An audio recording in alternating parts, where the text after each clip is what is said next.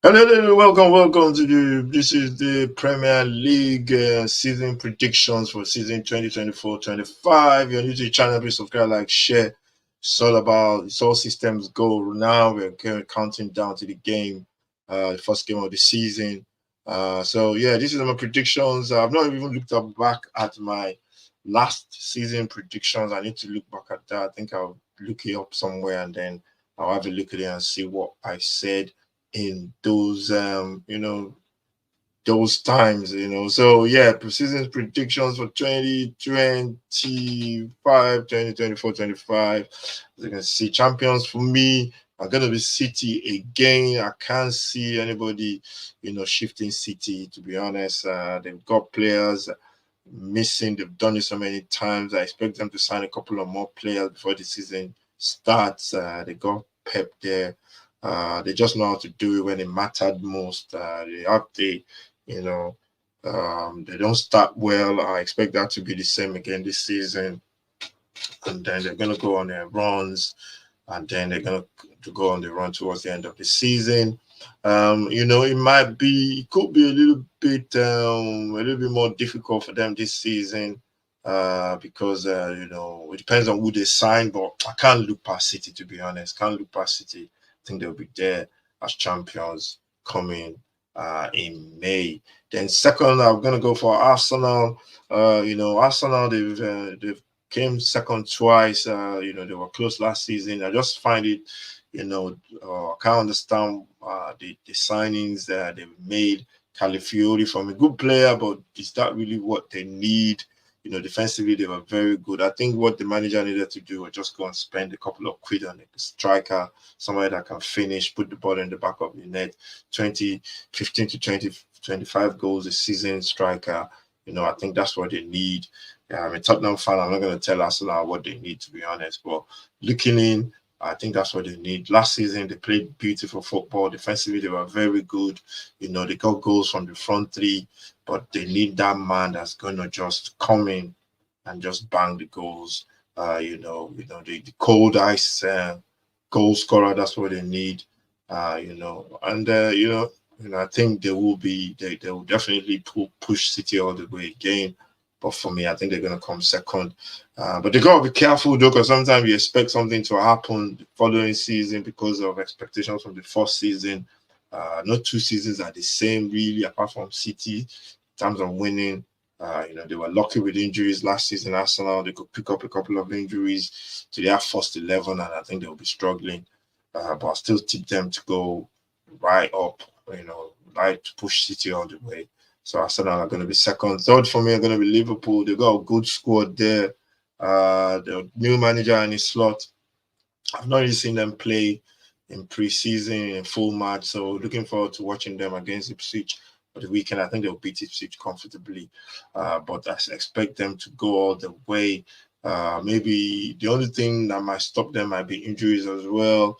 Or maybe some of the players not as dedicated as when the manager was there, when Klopp was there, because it takes another voice in the dressing room. Would the players respond to that voice? Or maybe the manager might need to bring in his own new players just for him to have that feel, that fresh of this is my squad now. So I still think they'll finish third, but we'll see how that pans out. So I'm going to go for Liverpool to finish third. Fourth, I'm going to go for my team, Tottenham. I think second season with the manager, the players are more aware of what the manager wants now. The manager too knows the player that's going to fit in. I expect that improvement second season. Preseason has not been that good, conceding goals from from there from the far post. I think they'll fix that once they have this defense in place. The only thing I'm worried about is cover for Tottenham players in terms of the centre back pairings. I think they've got the Dragoshin in, but I think they need one more on that left hand side, and they need a left back as well. I was expecting them to get a left back. I think they should get one before the end of the season, and a left centre back as well. If they don't get a left centre back before the end of before the end of the window, I am not going to be confident of top four because injury to that left-sided Van der Van, Tottenham are in deep, deep trouble. So I think they need to fix that big for me. I don't know who's going to play that position if they get any injuries. You can't, Ben Davies, honest as a day, but I don't think he can do that job the way the manager wants to play. So they need a left centre back for me, or else top four might be a little bit of a stretch. I'm gonna go for the fifth position for me. I'm gonna go for Aston Villa. I think the Champions League will affect them. We saw what happened to Newcastle last season. I think the Champions League is a cost and is a what do you call it? Is a cost and a I don't know what I'm looking for here, but it's something that you want to get into. But if you get into the Champions League, you might be in trouble as well because the games you have to play Wednesday, Saturday, and sometimes the players find it difficult to adjust. They've signed a couple of players. I'm not sure who the players, some of the players they've signed so far, but I don't think they've got enough squad apart from the first 11 to compete for in both tournaments. So I think they will struggle, but I still think they'll finish fifth in the league. Then I'm gonna go sixth Newcastle. I think maybe I should swap that with Manchester United in seven. Newcastle as well. There's no competition for them. They're not in Europe, so they play a game a week. Actually, that might be a good thing for them. But I think they might be, problem in terms of their first 11 as well. There's a team I forgot to put in there, West Ham. They got a lot of players in very good recruitment. Can't put them in now because I think it might take a long time before those players gel. 7 players. Sometimes it happens quickly. Sometimes it takes time. I think it's going to take them some time before they all gel. So going back to my position, I'm going to take Newcastle in 6th. And 7th is going to be, this one's going to sound a bit controversial, but Manchester United, I don't think they've done anything.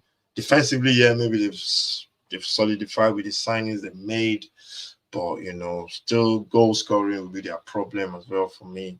Wide areas as well. I'm not sure if they're good enough on the wide areas. Rashford is a bit hit and miss. His finishing is poor. He needs to work on that on the left, on the right. Got Anthony, we got this Ahmad guy. He looks like a very good player, but the ending, the finishing, I don't think he will be. He's going to be consistent enough. United are going to pin their hopes on him for the new season, unless they bring in somebody really, really very, very good. So I'm going to tell United are going to finish 7th in the league. Then we're going to be looking at the FA Cup positions. FA Cup, I can't go past Manchester United, Manchester City, to be honest, although United won it last season. But I can see City winning the FA Cup. Carabao Cup, I'm going to stick my neck out here. I think I'm going to go for my team, Tottenham. It depends on what the manager plays. Those kind of competition, you don't know what the manager is going to do. They might decide to be resting players. I mean, sometimes, first couple of games in the season, Carabao Cup, you see all these managers resting players. I'm thinking the players are fresh pre-season. They're fresh, played 3 or 4 games. Before you know, you are making changes and resting them. I don't know. I understand you want to give everybody a game. But the first 11 is not as fresh as this. It's not as good as the second at the bench. That's why they are on the bench. So it's just the managers getting that balance right. So it's going to be interesting to see what happens in the cups. But those are my predictions for the season 2023, 2024, 2025. Looking forward to the games. Thank you for watching. Let me know what yours are in the comment section as well. And I'll see you for the games, watch alongs. And the plan is every watch along there, we're going to have about 20 minutes of, phoning, just 20 minutes. Sorry, about 30 minutes of phone-ins. If you want to come in, put the link in the description.